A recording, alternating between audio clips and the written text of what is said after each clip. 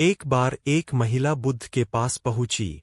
उसके चेहरे पर गहरा दुख था, आंखों से आंसू रुकने का नाम नहीं ले रहे थे और उसकी गोद में उसका मृत पुत्र था। गौतम बुद्ध से वह बोली, प्रभु, मेरी सहायता कीजिए, मेरे बच्चे को फिर से जीवित कर दीजिए।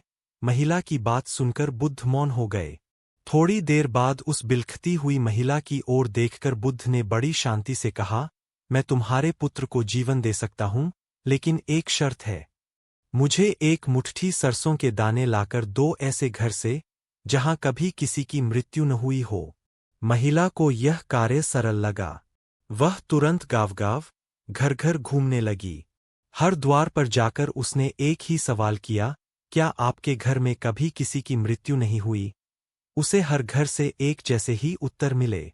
किसी घर में पिता नहीं रहे, कहीं माँ चल बसी, कहीं भाई, बहन या संतान को खोया गया था।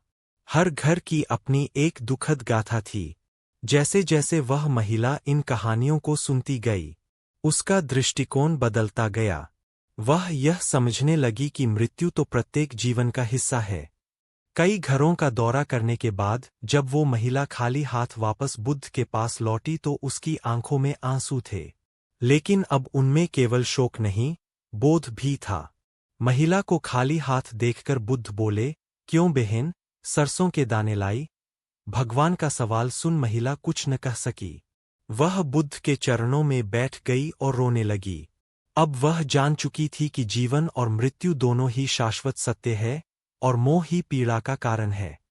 बुद्ध ने उसे करुणा से आशीर्वाद दिया।